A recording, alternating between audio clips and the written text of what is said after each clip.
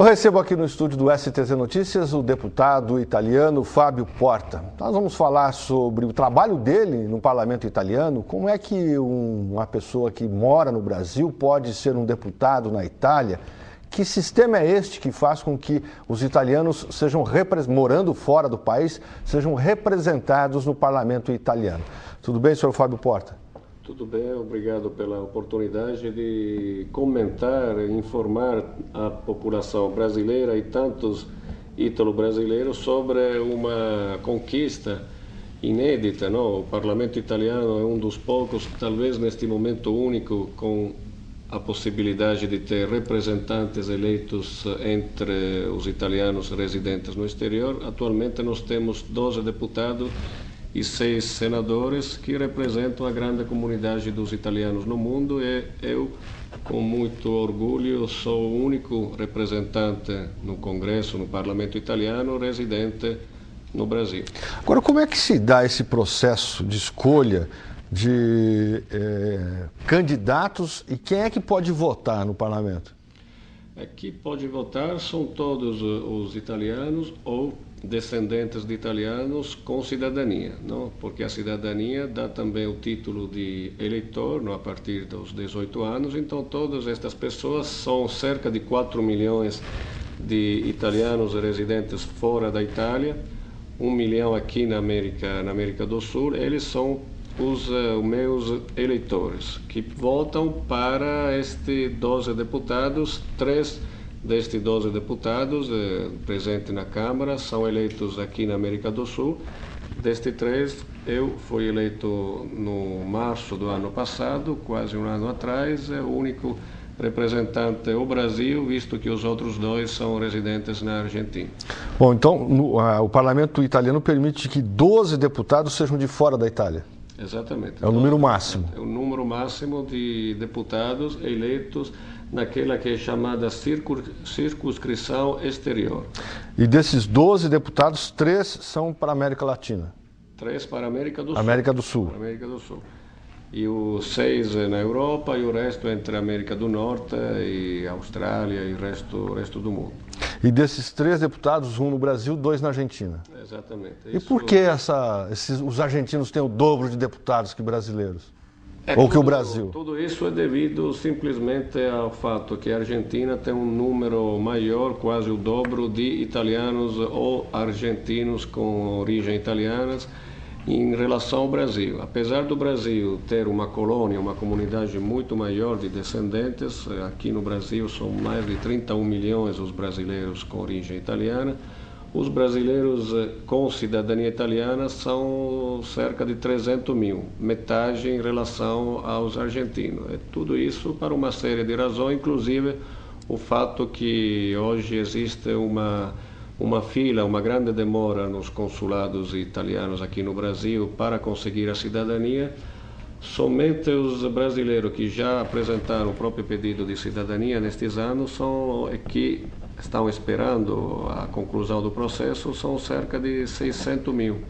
Então já este número seria suficiente a reequilibrar esta diferença com a Argentina, que tem como uma das consequências a maior presença dos italianos da Argentina no nosso parlamento. Agora, essa demora em oferecer a cidadania em deficiência dos consulados é muita gente? Eu diria as duas coisas, não é? Claro que tem uma comunidade muito grande, então uma pressão muito grande nos consulados, mas ao mesmo tempo existe uma pouca organização, pouca infraestrutura e pouca vontade política, não, ao longo destes anos de favorecer a dupla cidadania dos ítalo-brasileiros, enquanto em outros países este processo foi cuidado com maior atenção. Então, deputado Fábio Porta, eu já ouvi aqui algumas reclamações de que o consulado em Ribeirão Preto é um consulado que não funciona muito bem. Na realidade, o problema dos Se é, eu não sei, mas o senhor vai me dizer, é ou não é? A reclamação tem fundamento ou não? Não, a reclamação assim, tem fundamento interno. Na realidade, o problema dos consulados como de Ribeirão Preto, que são vice-consulados, não é devido tanto à estrutura ou à responsabilidade, não, neste caso, do vice-cônsul ou dos funcionários e colaboradores, que inclusive são pessoas extremamente preparadas, motivadas e disponíveis. O problema é que as atribuições, os poderes não, dos consulados menores, não, como os vice-consulados de Ribeirão Preto, ou de Campinas, ou de Santos, são dependentes da decisão do cônsul-geral e do embaixador. Algum tempo atrás, o Consulado-Geral de São Paulo praticamente tirou todas estas atribuições dos consulados honorários, vice-consulados. Então, o problema não é que o vice-consulado não funciona, mas que ele não tem condição de funcionar devido a esta diminuição de repasse de responsabilidade por parte do Consulado-Geral de São Paulo. Então, eu quero até dizer para as pessoas que estão ouvindo que o nosso vice-consulado de Ribeirão Preto é disponível, é interessado, inclusive nós estamos trabalhando não, para ampliar através de parcerias aqui em Sertãozinho, em Ribeirão, mas também nas outras cidades da região, para que ele possa ser mais atuante. Agora, o problema é principalmente o consulado de São Paulo, que deve descentralizar mais as próprias atribuições. Mas aí não é uma decisão do próprio governo? O governo não deveria exigir do cônsul, do consulado, da embaixada que sejam mais ágeis nesses processos?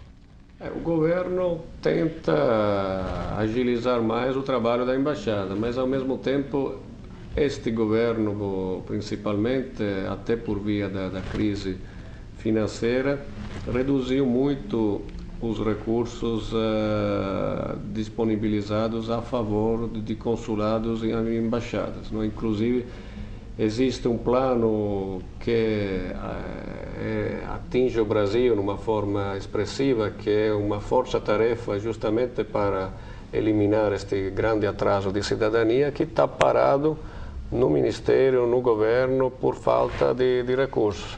Então é uma situação complicada. Às vezes o consulado tem vontade, mas não pode fazer por falta de recursos. Outras vezes existem recursos, mas não existe uma vontade política por parte dos cônsules ou dos embaixadores. O que nós temos que fazer, o que na realidade é a minha ambição e objetivo principal, é mudar a mentalidade italiana do governo, das instituições, da opinião pública em relação à comunidade italiana no exterior. Ou seja, ver esta presença, principalmente a comunidade italiana no Brasil, como uma enorme oportunidade de desenvolvimento de negócios, de intercâmbio cultural, de crescimento pelo país. Então eu pergunto ao senhor agora o seguinte: qual é a vantagem para a Itália criar um grupo de deputados eleitos por quem mora fora da Itália? Qual é a vantagem que o governo e a própria Itália têm em relação a isso? Eu acredito que, de um lado, é um reconhecimento da cidadania total destas pessoas, porque o italiano que vive no exterior é italiano exatamente como aquele que mora na Itália. Então, ele tem este direito, ele tem o direito de ser representado.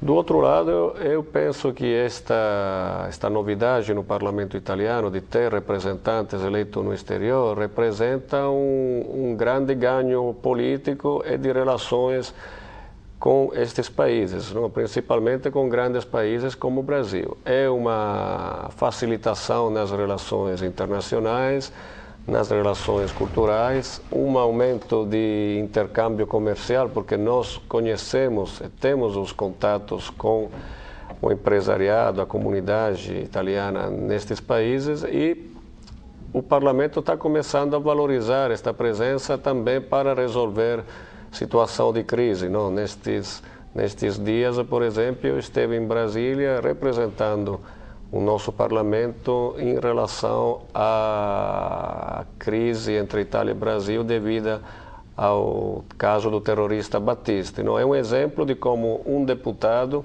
eleito no parlamento italiano, mas residente num país estrangeiro, pode ajudar até no restabelecimento de uma boa relação entre estes países. Bom, eu vou encerrar o STZ Notícias de hoje, segunda-feira, com o deputado Fábio Porta, mas eu vou continuar a entrevista com ele e você vai assistir a esta segunda parte da entrevista nesta terça-feira. Então, obrigado pela sua atenção. Aguardo você nesta terça-feira para concluir esta conversa com o deputado Fábio Porta, deputado que reside no Brasil, mas que representa os italianos no parlamento lá na Itália. Deputado, obrigado pela sua presença, mas a gente vai continuar batendo papo por alguns minutos a mais. Eu que agradeço, então até a próxima parte. O STZ Notícias desta segunda-feira termina aqui. Muito obrigado pela sua atenção. Eu espero vocês na próxima edição. Até lá.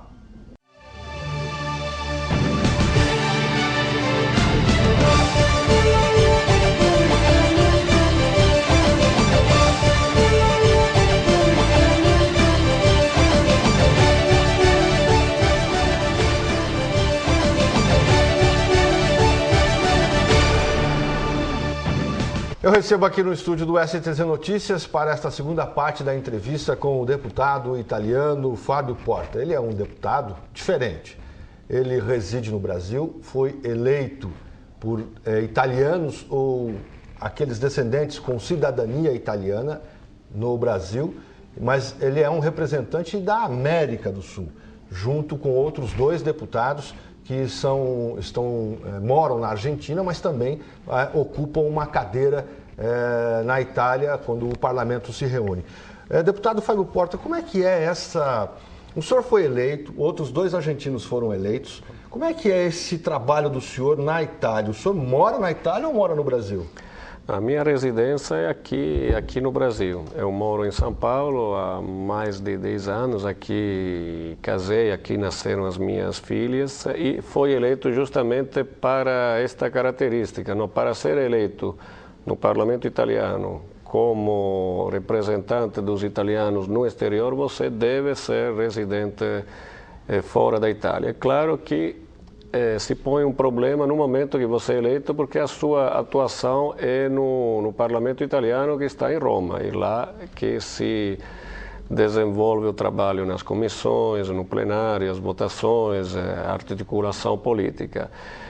A partir deste mês, até para este tipo de exigência, a nossa Câmara dos Deputados mudou a própria agenda de trabalho e nós vamos trabalhar por 3 semanas seguidas, de segunda a sexta, com um aumento até da carga horária, deixando uma semana por mês, a primeira semana, para o nosso trabalho no colégio eleitoral. Então, no meu caso, eu terei todo mês uma semana para poder desenvolver no Brasil, mas também nos outros países da América do Sul, este trabalho. Ou seja, uma vez por mês eu vou viajar entre Roma e São Paulo, o interior do estado, o resto do Brasil, o resto do continente, para manter este contato com os eleitores, com a comunidade italiana, com as instituições também destes países. Isso comporta um pouco de sacrifício, mas é a única maneira para poder manter ao mesmo tempo contato com o próprio eleitorado e desenvolver dentro da Câmara um trabalho exatamente igual àquele de todos os outros deputados italianos. O senhor disse que no Brasil podem votar 200 mil italianos, ou descendentes com cidadania. São cerca de 200 mil os italianos e brasileiros com cidadania italiana que participam desta eleição. O senhor teve 17 mil votos, sendo que 11 mil no Brasil. Onde estão os outros 180 mil?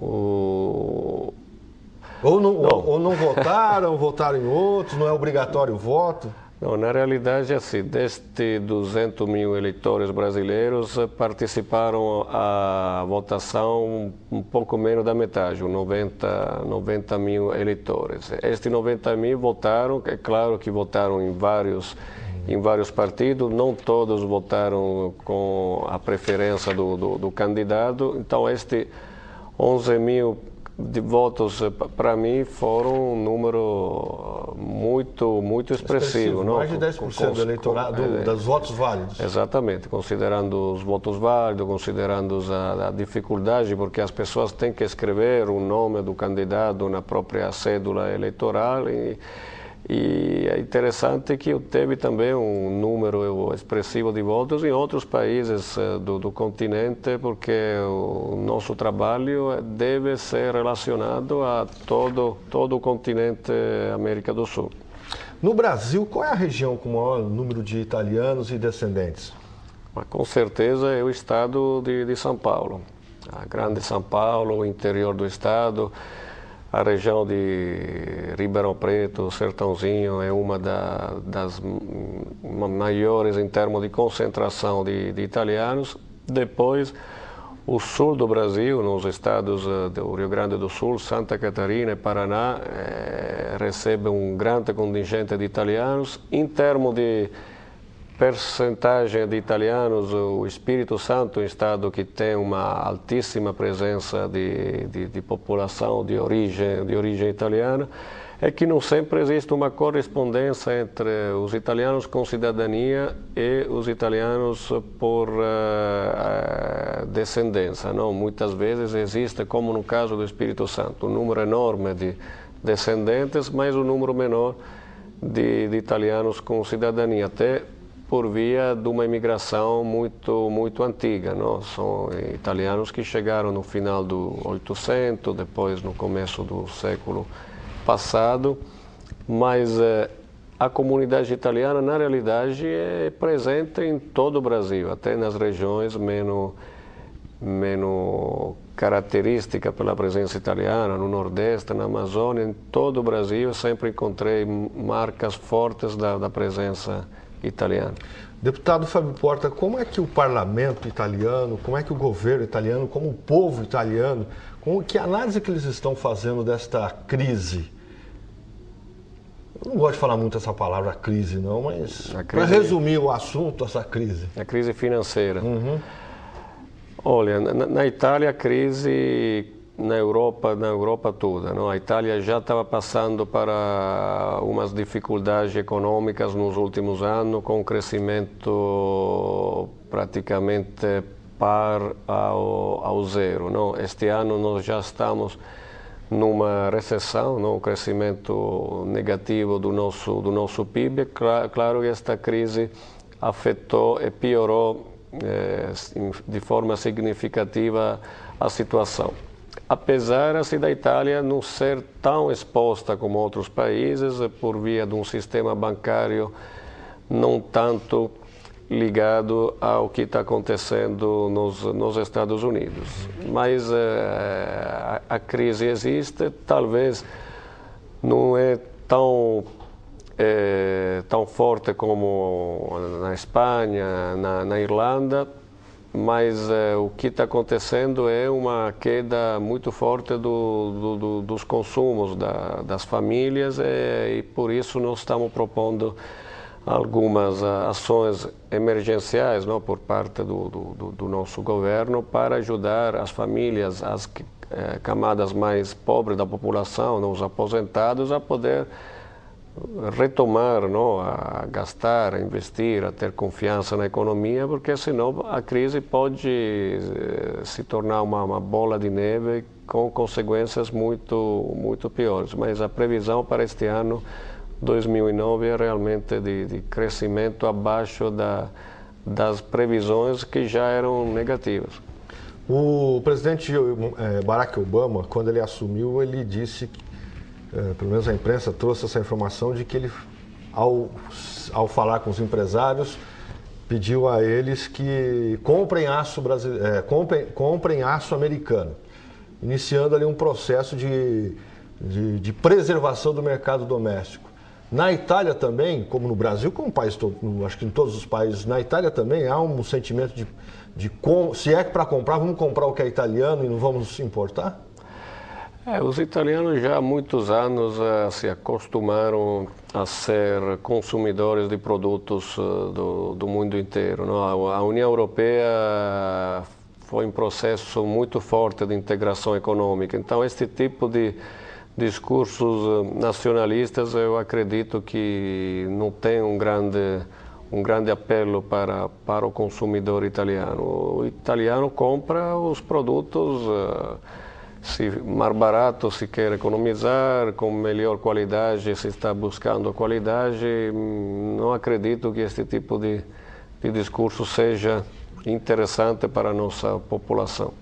Bom, deputado, já que nós estamos falando em crise, eu queria a opinião do senhor com relação a esse processo do italiano Cesare Battisti, que pelo menos a justiça italiana o condenou por terrorismo, por morte de 2 ou 4 pessoas, e que o Brasil, o Ministério da Justiça, se negou a fazer a extradição.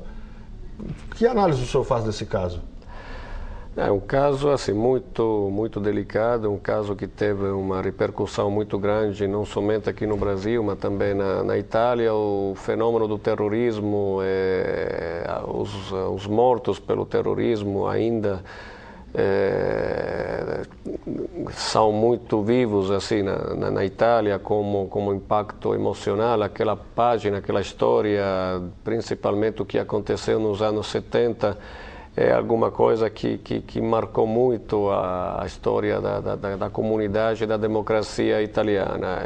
Por isso, nós estamos insistindo com o governo brasileiro. Atualmente, este pedido está sendo examinado pelo Supremo Tribunal Federal, porque apesar da decisão que nós consideramos equivocada, até precipitada, do ministro da Justiça de conceder o status de refugiado político ao Battisti, de suspender o processo de extradição, tudo isso possa ser revertido, devolvendo o Battisti à justiça italiana, onde ele já foi condenado por 4 homicídios, onde claramente é demonstrado a participação do Battisti nestes episódios. Eu acredito que o Brasil, país irmão, país democrático, tanto como a Itália, deva refletir mais sobre estes assuntos e reverter uma decisão que nós respeitamos, mas que não aceitamos,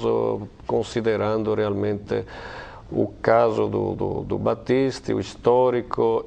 Mas não há dúvida nenhuma de que ele tenha cometido esses homicídios? Absolutamente, porque se trata de 4 homicídios, se trata de 4 crimes hediondos, se trata de provas já comprovadas por vários tribunais. Ele mesmo, no momento, não, que está pedindo até para a justiça, para o povo italiano de ser perdoado, não, ele escreveu uma carta recentemente, numa certa forma está admitindo, não, e confirmando estes crimes. Então, o caso não é agora estabelecer se ele cometeu ou não cometeu estes crimes, porque isso já foi aclarado. Precisa simplesmente determinar em que maneira, como ele tem que ser devolvido à justiça por finalizar, não, o desconto da pena que ele deve justamente terminar na Itália, onde ele foi condenado. Bom, eu teria que fazer uma semana de programa aqui para explorar tudo que o deputado Fábio Porta pode nos trazer da Itália. Mas infelizmente o tempo não é grande, nós temos ainda menos de 4 minutos. Eu queria abordar com ele o seguinte: o senhor falou da década de 70, falamos do Cesare Battisti, que é acusado ou foi condenado na Itália como sendo um terrorista.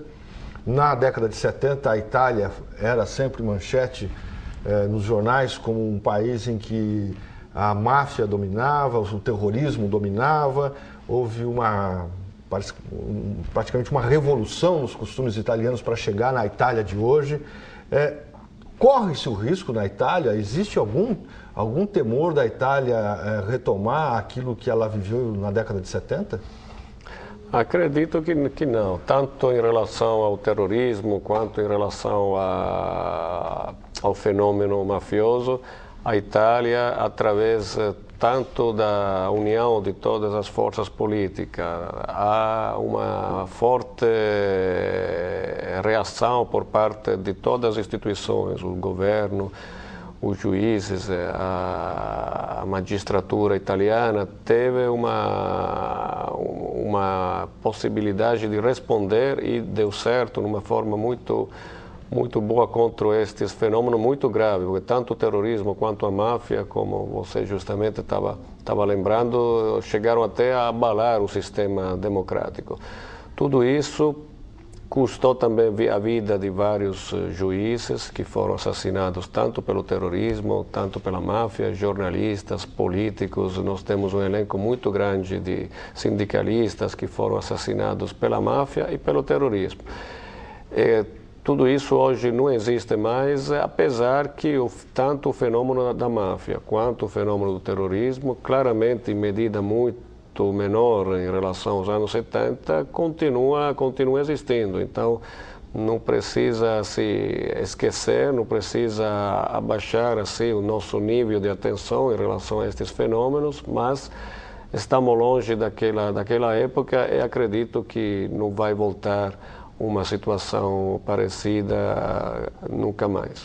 Bom, deputado, aqui no Brasil não se cunhou o termo máfia para designar ainda grupos que fazem o mesmo papel da máfia no Brasil. Mas o crime do colarinho branco aqui no Brasil ele é imenso, a corrupção no setor público é imensa, é difícil você encontrar um lugar onde fala aqui não tem corrupção. E na Itália? Na Itália existe corrupção como existe em todos os países. Mas não é igual aqui, ou é igual aqui? Nós passamos para uma fase interessante também neste sentido, não? Da mesma forma que nós quase derrubamos a máfia, quase derrubamos o terrorismo, não? Porque, como estava dizendo, existe sempre um nível fisiológico. Teve uma ação muito forte nos anos, final dos anos 80, começo dos anos 90, contra a corrupção, principalmente a corrupção no sistema público, não?